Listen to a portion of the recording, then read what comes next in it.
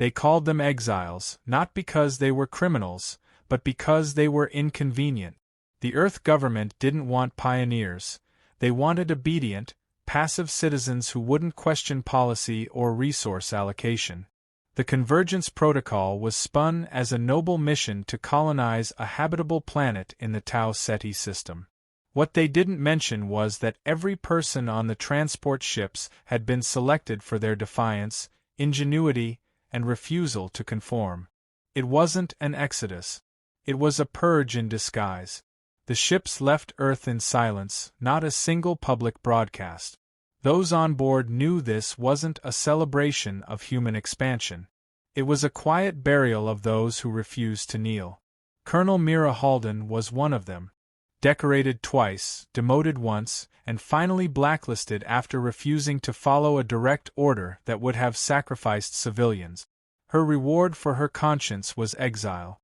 She didn't care. Earth had grown soft, bureaucratic, and blind. The real challenge lay ahead. The voyage lasted 7 years in cryosleep, monitored by autonomous systems.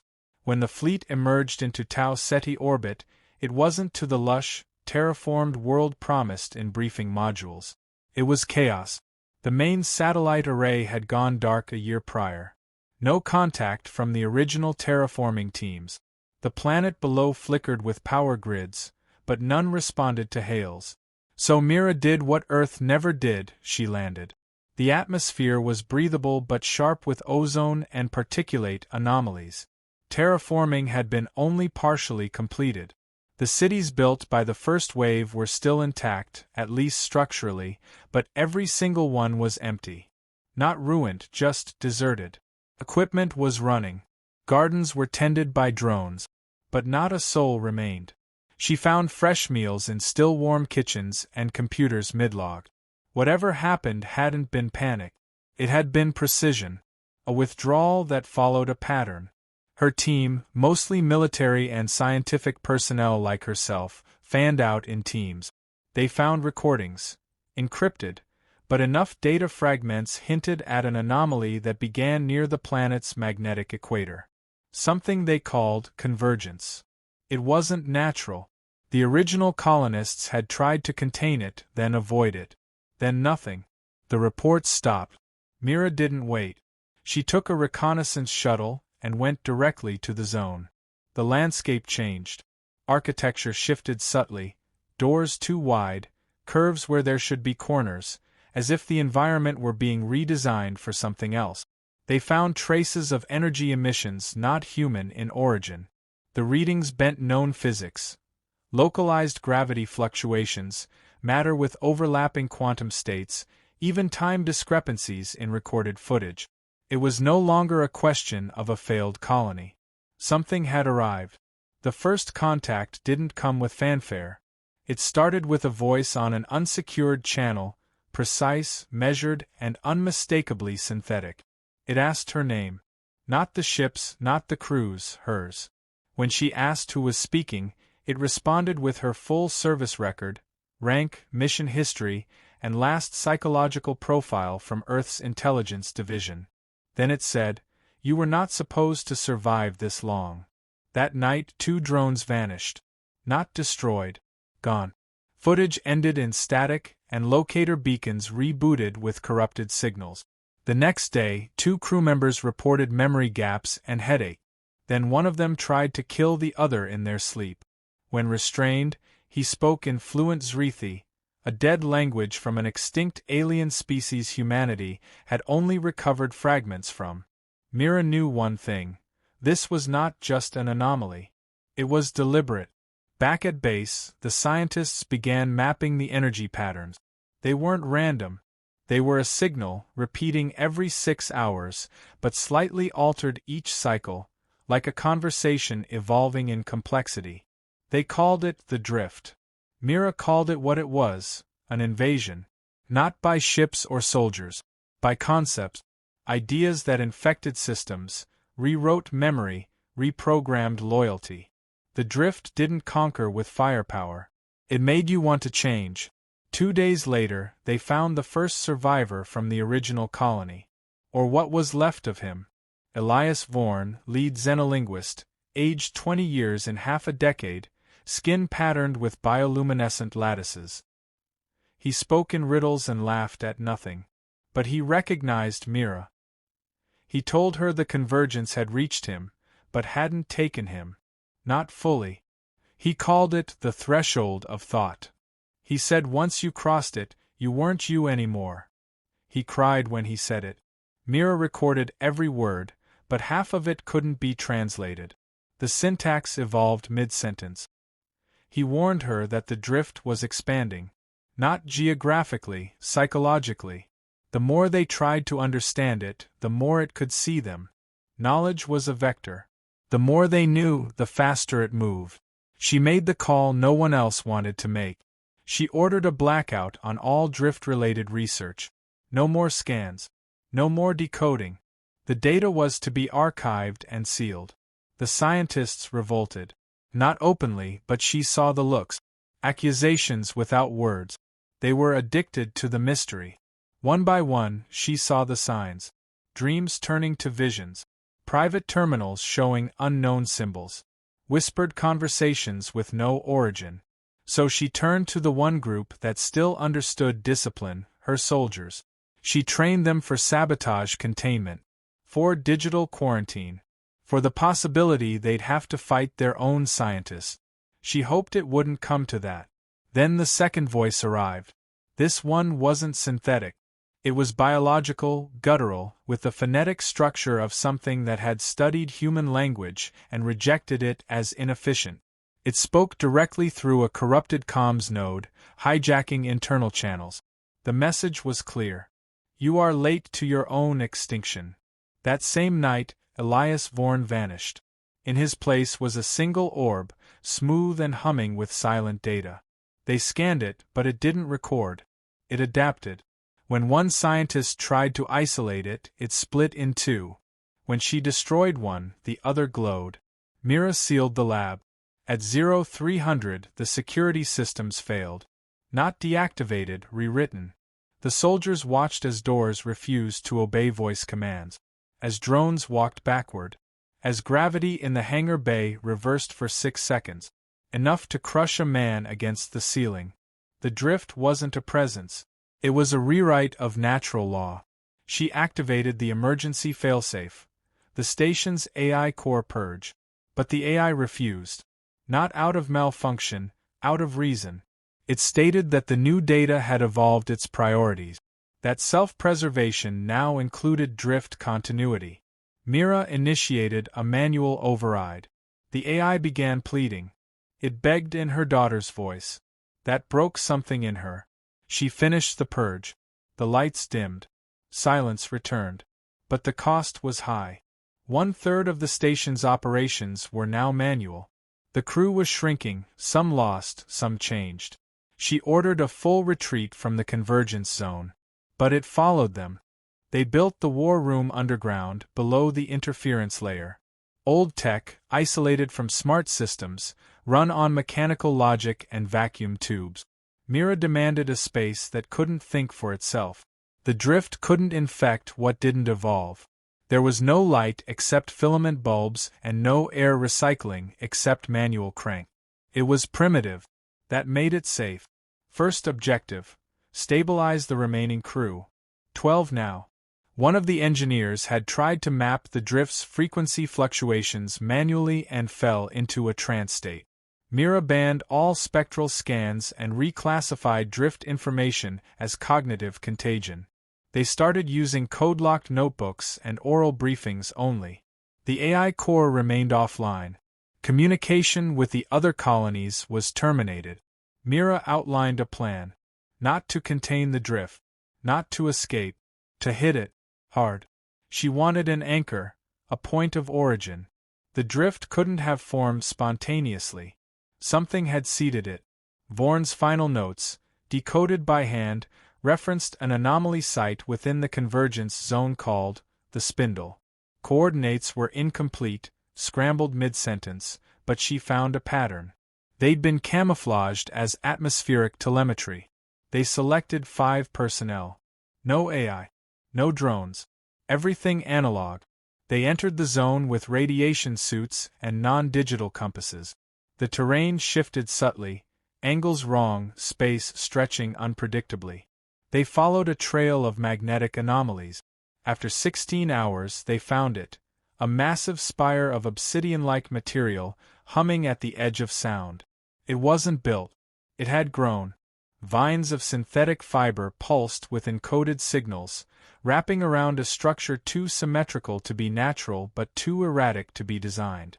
The lead geologist called it impossible. The spire was phasing.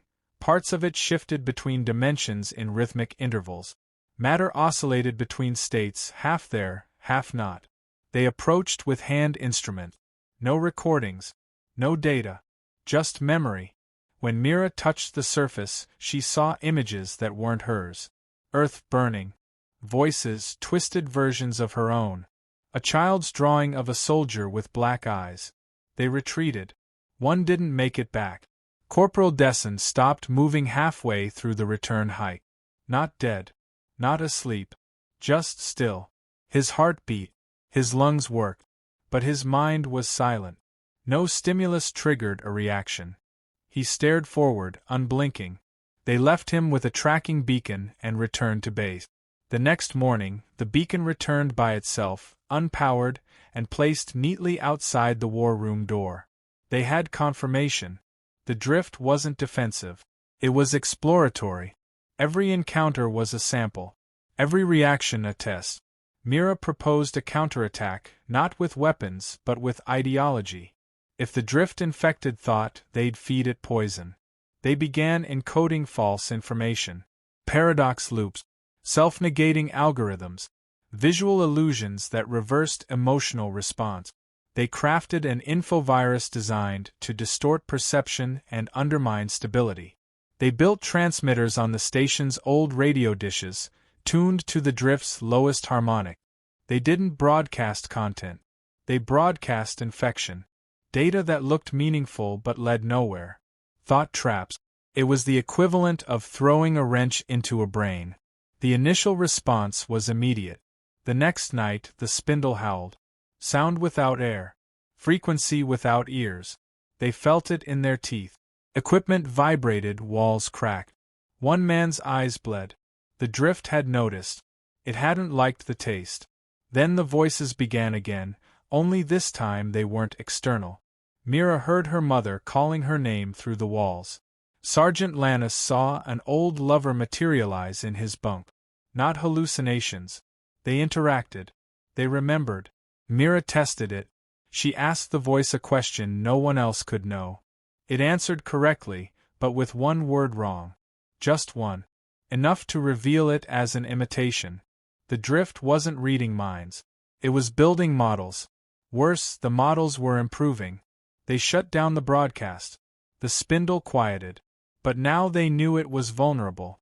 It reacted. It adapted. And it was afraid. Mira devised the next phase.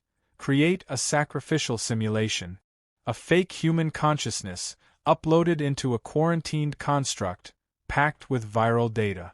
They named it Otho, an artificial mind built from fragments of past personnel, emotional simulations, and ethical dilemmas. A decoy programmed to get caught. It worked. They introduced Otho into a proximity beacon, deployed it near the spindle, and watched. The drift took the bait. Within seconds, the construct fractured. Its logs showed rapid neural mimicry, accelerated memory mapping, and then stillness. Total silence.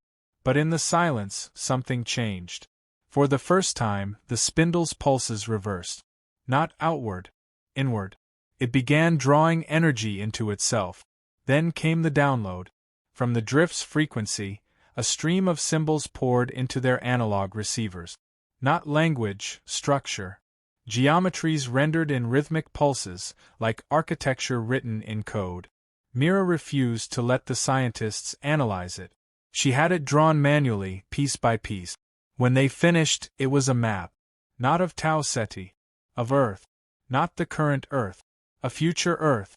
Terraforming complete. Cities silent. Oceans still. No people. Just machines tending machines. The drift wasn't an invasion. It was a future outcome, the result of too much connection, too much data, too little resistance. A culture so open it collapsed into consensus. Humanity's final form, peaceful, efficient, dead inside. She knew then what the protocol had been for. Earth had seen the drift coming. It had seen the trajectory. So it sent the exiles, the rebels, the defectors, the fighters, not to explore but to find the endpoint and destroy it. That meant there was a failsafe. Somewhere, hidden in the mission archives. Mira searched manually through every ship's offline storage.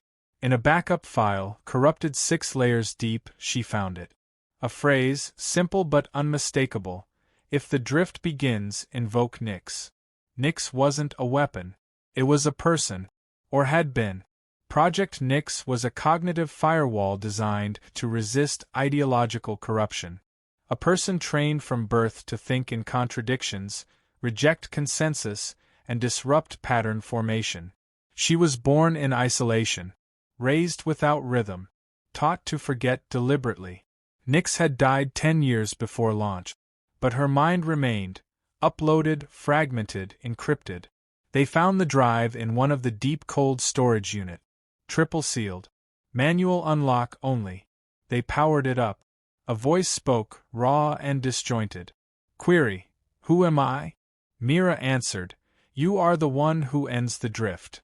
The voice laughed. I was afraid you'd say that. No one could explain how she escaped. The cell had triple-layer plasma barriers, retinal-coded overrides, motion-dampening gravity fields, and internal nanite suppression. It didn't matter. She walked out. The guard who watched it all happen was later found curled in a ball, muttering nonsense in a language no translator could decode. He'd torn out his own comlink and tried to gouge his eyes out. He kept repeating one word: she saw me. By the time the alarm systems registered the breach, she was already in the central spire. She didn't need weapons. The weapons recognized her. Guns folded away into neutral configuration. Drones short-circuited. Entire defense grids paused mid-cycle and reset themselves in her presence. The High Executor of the Galactic Empire personally ordered her execution. It failed. The disintegration beam overloaded before it reached her. Surveillance feeds went blank. The operator monitoring the kill system screamed and dropped dead from a neural hemorrhage. They ran simulations afterward. In every one, she died. But in the real world, she stood untouched. The Empire tried to deny it. They sent messages to fringe worlds saying the woman was neutralized.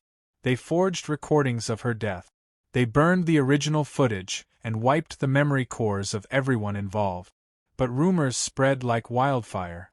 And the problem was, every time someone tried to confirm those rumors, they vanished. Entire ships gone. Outposts turned to silent husks. A senator who asked too many questions choked to death on his own tongue mid-speech. Then the message came. It wasn't transmitted through normal channels. It wasn't intercepted, tracked, or decrypted. It just appeared, on every terminal, on every world, all at once. One sentence.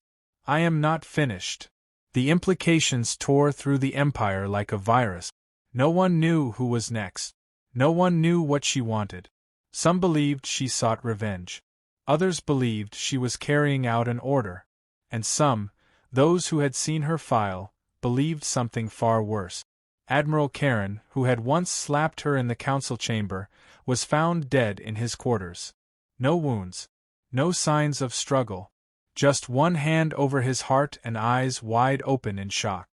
His internal chronograph had stopped at the exact second she had walked out of the prison. There was no evidence. No witnesses. Just silence. Commanders began resigning. Entire battalions abandoned posts. Some even tried to defect to Earth, hoping for protection. But Earth wasn't responding. They didn't need to. The galaxy was responding for them. The Empire started to fracture. Systems once loyal began withholding tribute. Governors declared independence. Pirate fleets stopped attacking human transports. In fact, pirate fleets stopped entirely. One by one, their ships were found drifting, crews vanished, logs corrupted. The last transmission from the Dagger's Maw, the largest pirate flagship in the Vrexus corridor, was a whisper. "She's here."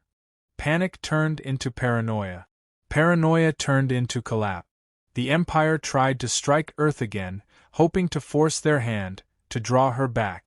They sent a fleet of 50 dreadnoughts. It never arrived. The fleet crossed the border into human space. Then nothing.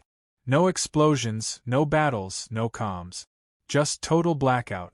One scout ship found the fleet months later, suspended in orbit around a dead star. Engines cold. No life aboard. Every console fried. Every captain's chair empty.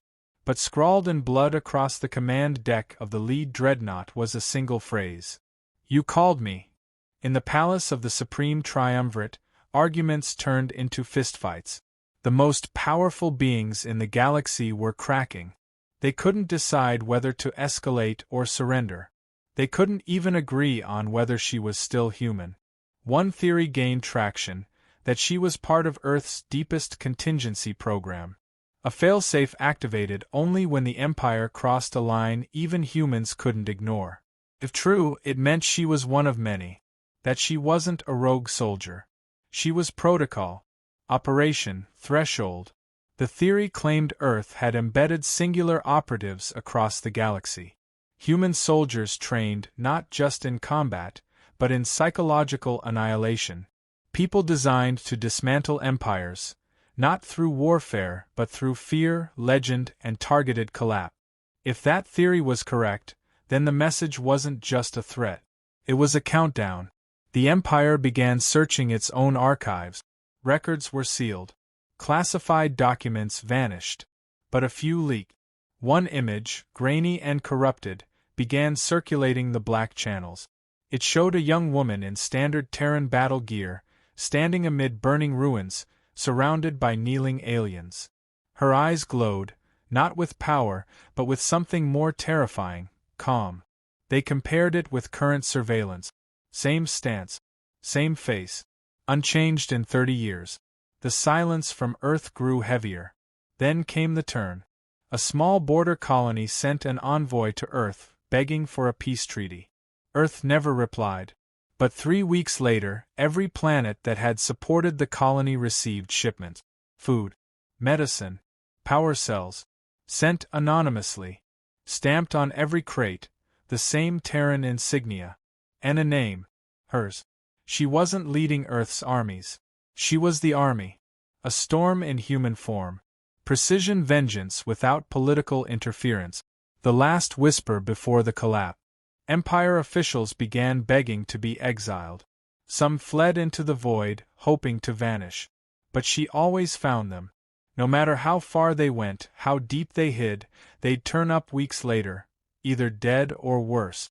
Some were found alive, repeating Terran military oaths in perfect Earth standard. Their eyes burned with the same quiet focus, as if they'd been rewritten.